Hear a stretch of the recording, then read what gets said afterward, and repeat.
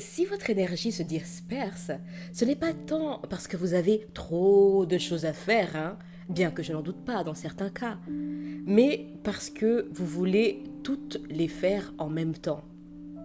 Si vous vous sentez constamment en retard dans votre propre vie, si vous passez vos journées à rebondir d'une tâche à l'autre sans jamais avoir l'impression d'avancer, alors le problème n'est peut-être pas tant la charge de travail, mais la fragmentation. Cette manière de saupoudrer votre attention un peu partout, tout le temps, jusqu'à n'être pleinement nulle part finalement. Permettez-moi de vous présenter aujourd'hui cette méthode simple, efficace et profondément apaisante pour l'esprit, qui pourtant est incroyablement sous-estimée. Il s'agit là, cher ami, du batch walking, ou de travailler par lot.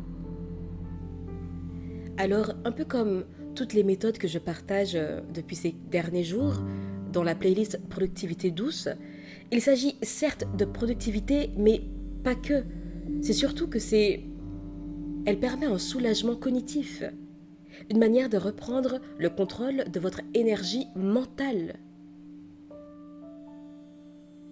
Cette méthode change tout, ou en tout cas permet des changements considérables. Vous savez, notre cerveau n'a pas été conçu pour jongler, hein. Chaque fois que vous changez de tâche, vous perdez un peu de concentration. On appelle ça le coût du changement de contexte. Ce n'est pas du manque de volonté, c'est neurologique. Essayez de cuisiner 3 recettes en même temps, d'appeler quelqu'un, de répondre à un message et d'écouter un podcast. Vous allez forcément brûler quelque chose. Toujours. Et sinon, chapeau bas l'ami. Le batchworking consiste simplement à regrouper les tâches de même nature et les faire dans un seul bloc et sans transition. Notre cerveau adore ça. Et là, il se calme, il accélère, il devient plus précis et vous devenez plus efficace. Ce n'est pas pour rien que dans les shorts, vous voyez que j'ai souvent la même tenue.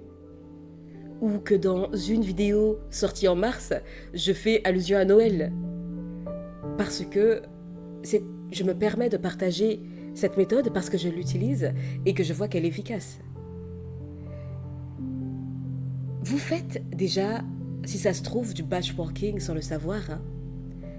Par exemple, quand vous faites une lessive, vous ne lavez pas un t-shirt à 14h, une paire de chaussettes à 17h et une serviette le lendemain. En tout cas, cher ami, j'espère que non. Sinon, bonjour la facture d'eau. Vous mettez tout dans le tambour et vous lancez un cycle. Et c'est ça le travail par l'eau. Et pourtant, dans vos journées, vous faites souvent l'inverse. Vous répondez à un mail par ici, vous envoyez un message par là, vous revenez à votre document, vous repartez vers une autre tâche, vous ouvrez une notification. Et puis vous revenez, vous prenez là où vous étiez, et puis vous recommencez. Et rien que de citer cet enchaînement d'actions, moi-même, mon esprit est fatigué. Et donc, résultat, naturellement, votre esprit va se vider.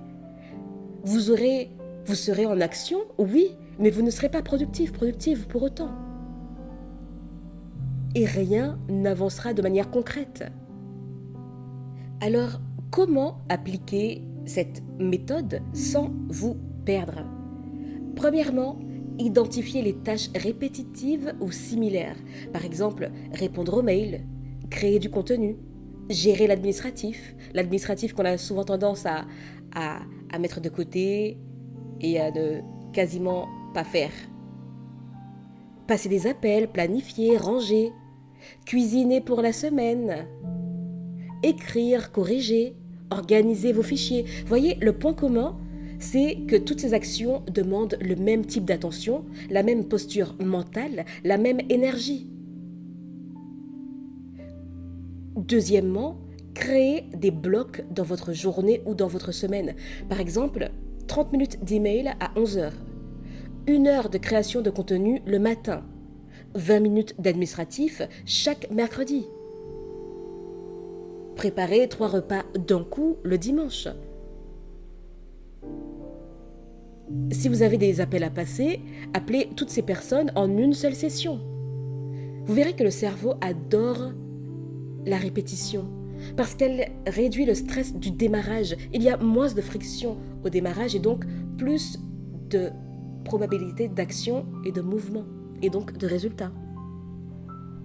Une fois que vous avez ces éléments et que vous avez créé vos blocs, protégez-les comme si c'était des rendez-vous médicaux. Pas de multitâches, pas de petites interruptions, juste 2 minutes. Non, non, non. Vous entrez dans ce bloc et vous restez dedans. Si quelque chose vous traverse l'esprit, notez rapidement, mais ne changez pas de tâche. Ce que vous cherchez ici, c'est le flux. Cet état où tout devient plus simple, plus fluide, presque naturel. On peut même parler de flow. J'avais fait une vidéo sur le flow. Et naturellement, vous verrez qu'il y aura quelques résistances. Des résistances typiques qu'il vous faudra déprogrammer. Souvent, on me dit « Ouais, mais moi, j'aime faire plusieurs choses à la fois, sinon je m'ennuie. » Ennui, c'est pas... Je ne suis pas sûre que ce soit vraiment de l'ennui. Souvent, c'est de la nervosité intérieure. La difficulté à rester dans un seul endroit, un seul espace mental, une seule sensation mentale. Et ça, cher ami, ça se travaille. Ou encore, on me dit, je n'ai pas de longue période pour faire des blocs. Mais des blocs, un bloc ne demande pas une semaine entière. Un batchworking peut se faire en 10 minutes, si c'est 10 minutes que vous avez. L'important ici n'est pas tant la durée, mais l'unité. Un bloc égale une nature de tâche. Et donc un seul effort mental. Et vous verrez que le batchworking apporte aussi énormément émotionnellement. C'est d'ailleurs peut-être la partie la plus importante, puisque quand vous regroupez vos tâches, vous retrouvez quelque chose que beaucoup ont perdu. La sensation d'avancer réellement, concrètement.